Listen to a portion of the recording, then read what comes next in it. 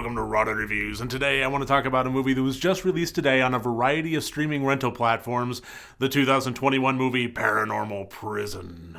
Alright, so I know that a variety of streaming platforms are releasing films today. Shudder has Shook and so on and so forth. So why did I pick this one? Well, I have one major answer for you. This poster.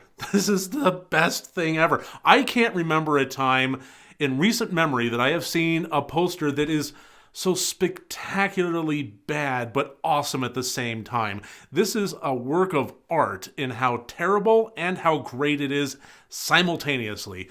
As soon as I saw it, I knew that this one would be the one I would have to watch and review. And there actually was one other reason, is that this was the feature-length directorial debut of Brian Jagger, who's a director and writer of a few shorts and so forth, but for the most part, I kind of like the idea of watching and reviewing something that might go under the radar of a lot of folks, and, well, sometimes with initial directorial debuts, that's often the case. There's not a whole lot of credibility to the name yet built up. So I like to be the one to at least give them the chance. Unfortunately, that also puts me in the crosshairs as far as being somebody that, in all honest reviews, still winds up shitting on new filmmakers. And I really try to not make that the case as much as possible, but I do try to provide some constructive criticism at the very least. That being said, considering the trailer that I watched of this and this magnificently, wonderfully awful bad poster, sometimes when I press play on a movie, there's a sense of, okay, open mind, keep an open mind. And then sometimes, as was the case here, there's the same words, but said more along the lines of keep an open mind, keep an open mind, keep an open mind, keep. And that really was in play here. I really had to kind of remind myself, keep an open mind. Unfortunately, I still wound up watching an hour and 15 some odd minute movie that was pretty much a lackluster dud. And I know what a lot of you are going to say, Mike, you should have been expecting that in the first place. Well, the fact of the matter is, sometimes I'm surprised, and sometimes I get blindsided by a hidden gem, and that is worth a myriad of bad movie watches to sometimes find those out. And you don't really know until you sit down to watch them. But in this case, the wheel wound up landing on a whammy instead of a hit.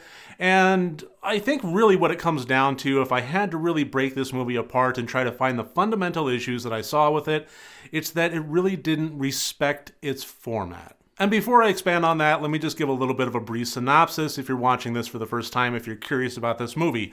So a YouTube channel that is on its last legs has one last opportunity to come up with some sort of paranormal activity-esque thing. The show is called The Skeptic and the Scientist, and we have the bombastic male lead of the skeptic who is shitting on everybody and is just generally an asshole. And then we have the scientist who is a meek woman that is just trying to get by, trying to get her voice heard over the bombastic asshole.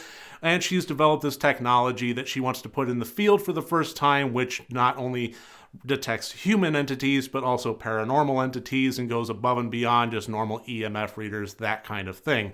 There's also the camera crew, the microphone crew, things like that. So they get the one last shot of making this show, and they decide to do it in a Boise, Idaho abandoned prison. And just like the show is on its last legs, this prison is allowing one more camera crew to come in. So this is the last stop for a whole lot of people as they journey into here and uncover secrets and find more than they expected and so on. So that's the general gist, and ultimately it wound up being just a bit lackluster, and by a bit, I mean extremely. Well, I'm recording this. David Kaluza79 just pledged on my Patreon. Thank you. I'll be sending you a message in a little bit here. So, moving on. That was unexpected, so I just got an alert on my watch. Neat. Thanks.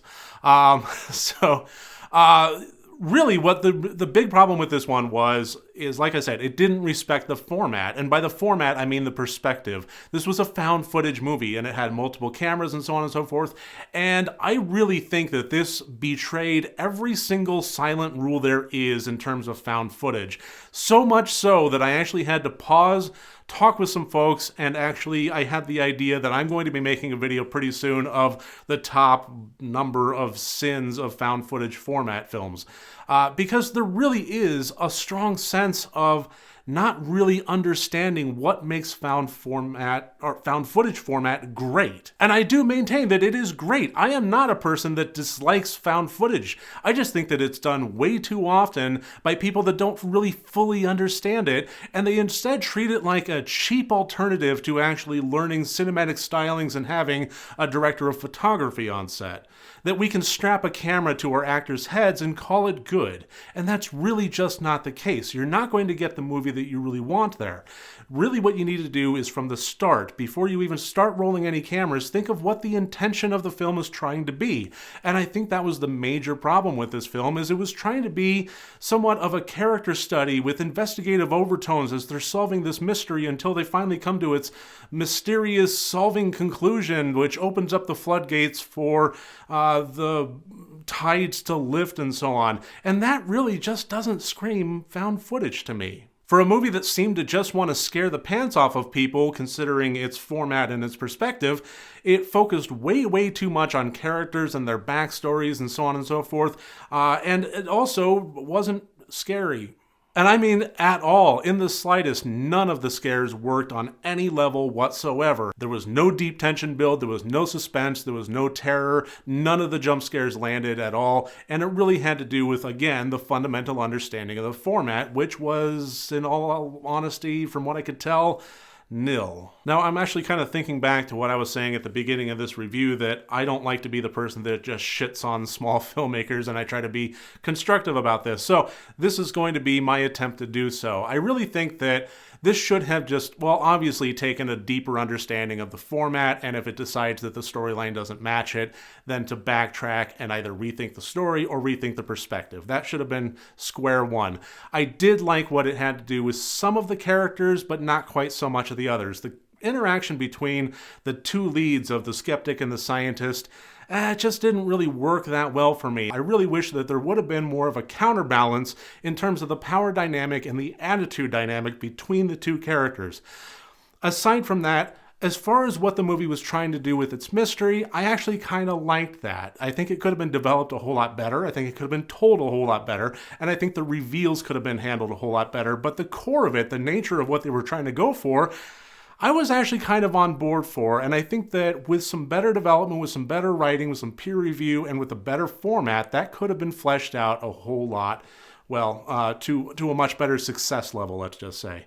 So that's my attempt at being constructive about this one, but even so, to be pulling back and saying with my honest review, I really can't recommend this movie. And I don't think that that's any huge surprise, especially to somebody that has just sat down and watched this beautiful poster here. But even so, I don't mind adding my voice to the confirmation of that and saying that I really don't think it's worth the rental fee. How about that? If it comes out on Tubi TV later on and you have a free hour and 11 minutes or so, it's a short watch, it's a condensed watch, so it has that going for it. So if you're looking for just kind of a free time dynamic and it winds up on a streaming platform that you already have a subscription to or it's free with ads later on, up to you. Let's just say that.